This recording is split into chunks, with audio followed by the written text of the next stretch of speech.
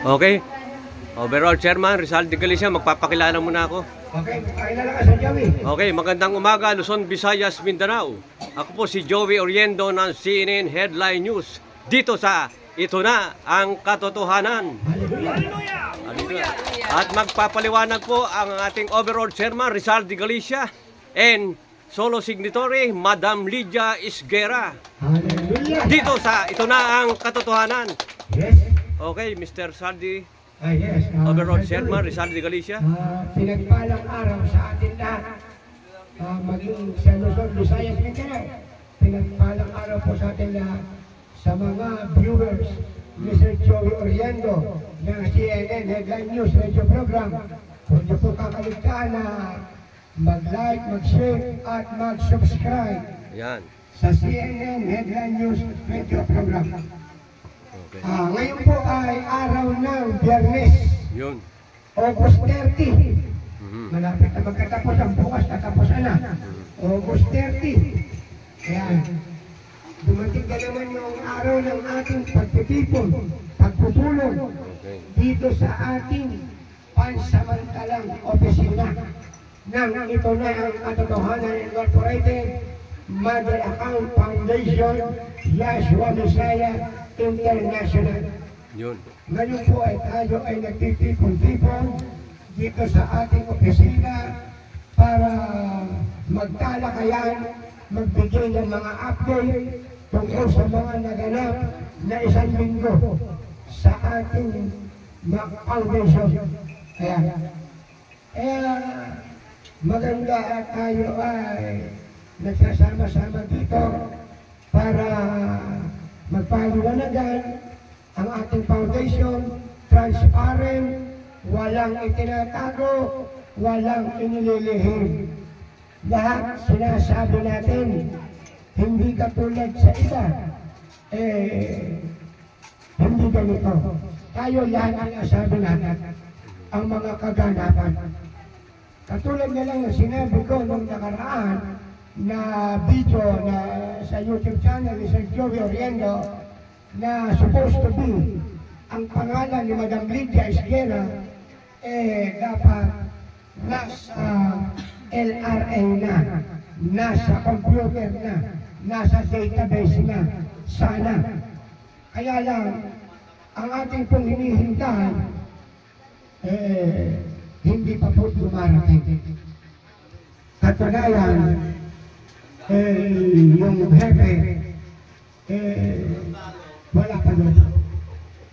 Kaya tayo, nagsasabi ng katotohanan,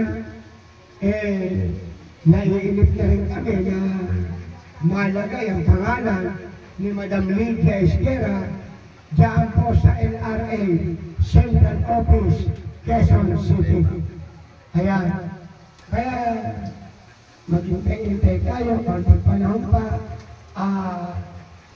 talagang malapit na. Kasi nga, ang nagiging dahilan, ang pagkaabala, wala po ang administrator. Wala pa. Siyempre, maraming mga ipinapaliwanag yan na dapat maintindihan ng Register of Deeds. Kaya nga, kahapon, marami tayong nakakausap tungkol sa bagay na no-record na ang lahat ng title ng mga titulo na hawak-hawak natin. Siyempre meron po tayo na mga nakakadebate, nakakatalo, pero tayo hindi nakikipagtalo. Tayo ay nagpapaliwanag upang ipaalam ang katotohanan. Yan po ang sa atin. Pero sila naman, nakikipagtalo sa akin. Pero ako, hindi ako nakikipagtalo sa kanila dahil itong sinasabi ko, ito yung katotohanan na malaman ng bawat isa sa atin, Luzon, Visayas, Mindanao, at maging sa lahat ng bansa sa buong mundo. Ipinapaalam natin Ayan, yan po yung katotohanan na sinasabi natin na wala ng record, no record na ang lahat ng mga titulo na hawak-hawak natin. Ano ba yung titulo na sinasabi ko? Titulo po ng lupa. Hindi titulo kung ano man degree meron kayo. Titulo ng lupa ang sinasabi ko na wala ng record. Saan? Sa LRA, maging sa Register of Deeds. Ipinapaalam natin yan para tayong mga Pilipino na may hawak na titulo ng mga lupa ay hindi naman magmukhang walang alam. Dapat may alam. Pag may alam, may pakialam.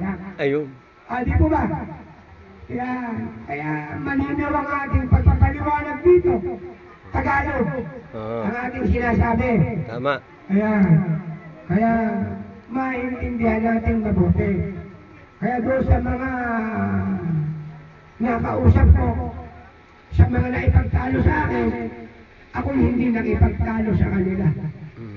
Ako ay nagpaliwanag.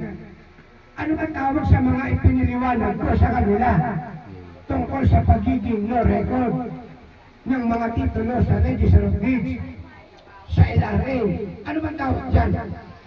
Ang tawag po dyan ay mensahe. Ayan. Pag pinag-usapan natin spiritual, mensahe mula sa Diyos. Diyos na dakila, Diyos na banal, Panginoong Jesus.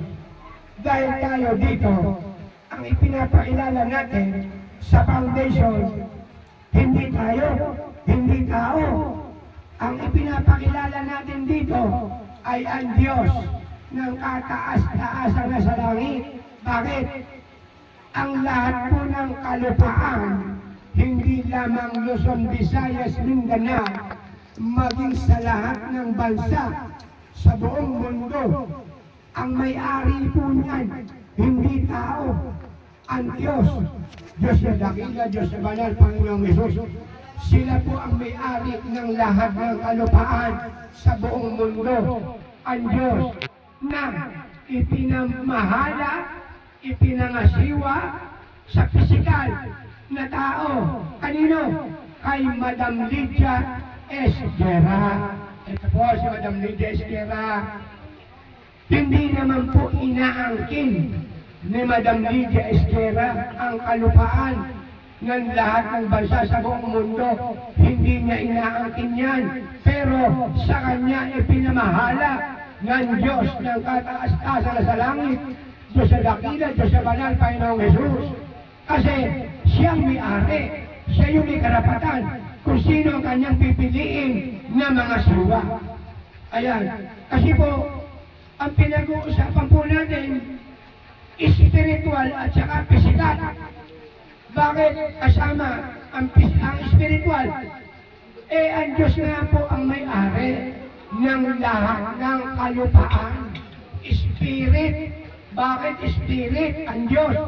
Kasi hindi nakikita. Kaya ang Diyos hindi nakikita, gumamit siya sa pisikal na kaanyuan at ang kanyang napili ay si Madam Lydia.